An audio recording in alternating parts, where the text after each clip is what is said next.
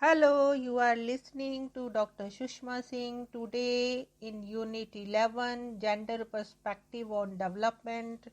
Let us start this lecture with topic Women, Gender and Development.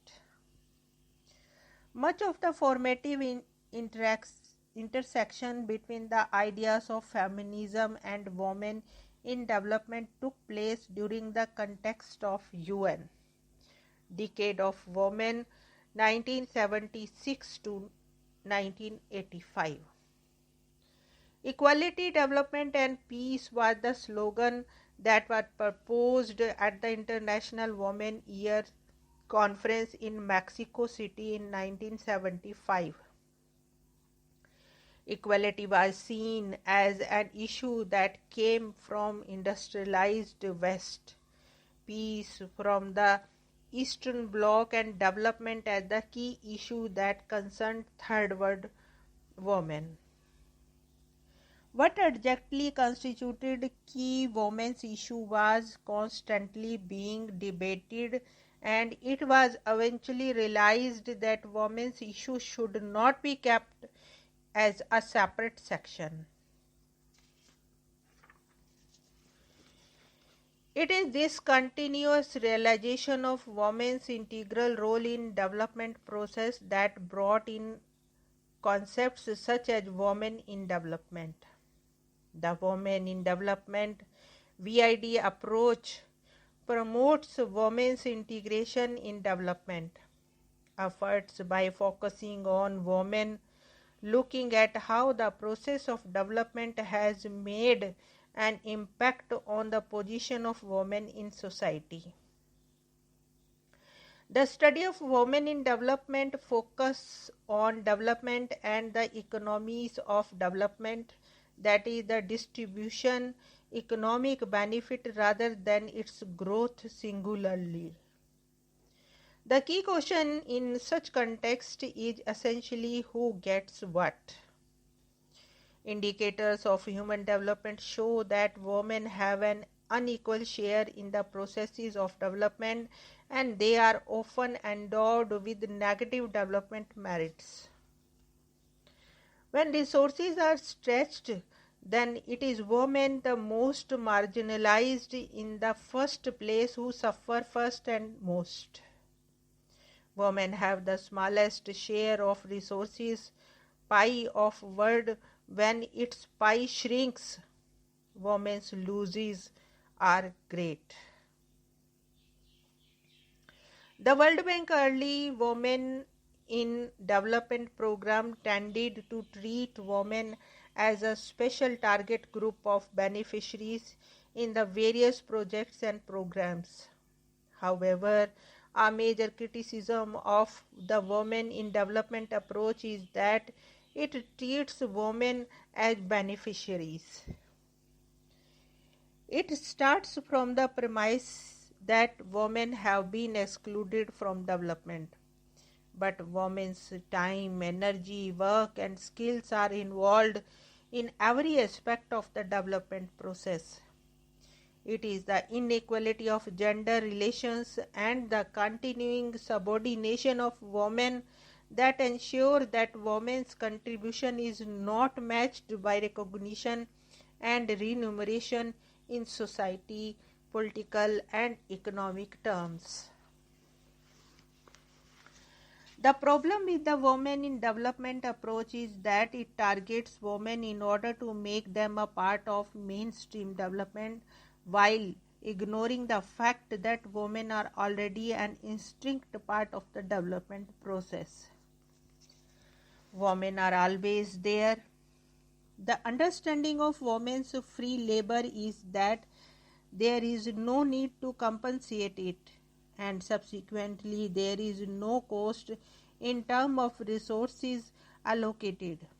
The real picture, however, is that female domestic labor provides a critical and necessary support, enabling the male workforce and society to function.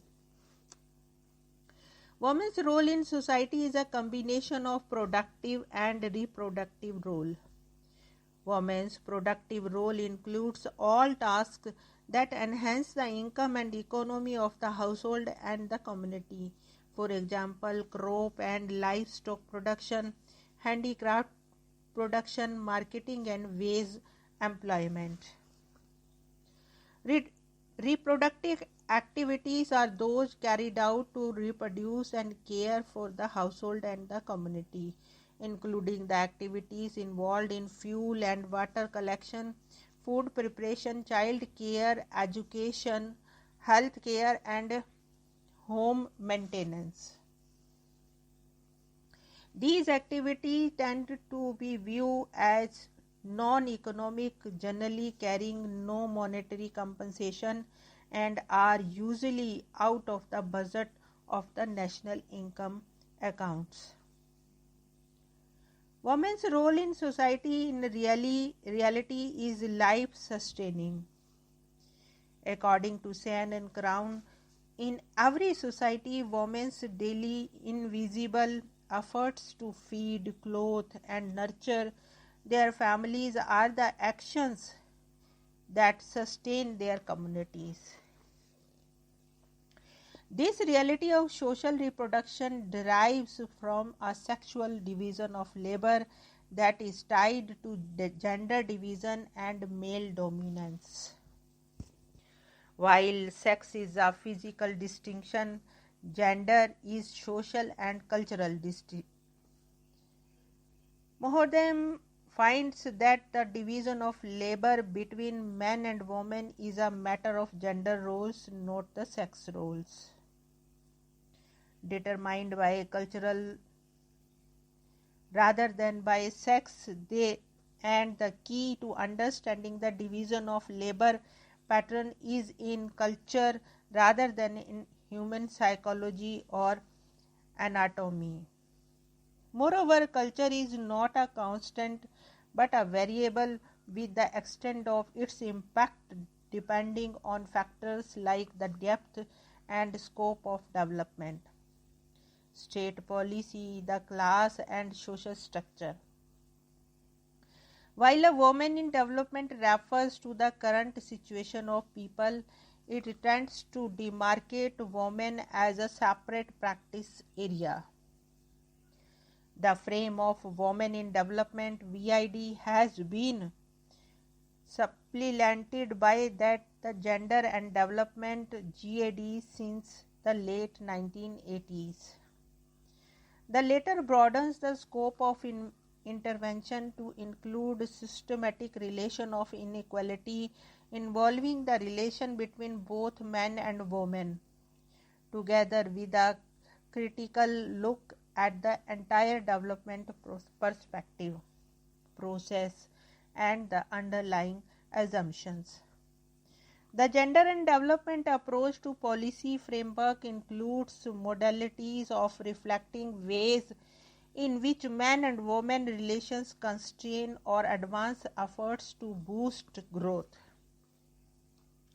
The gender empowerment approach, as defined by European Commission, identifies women's participation in decision making.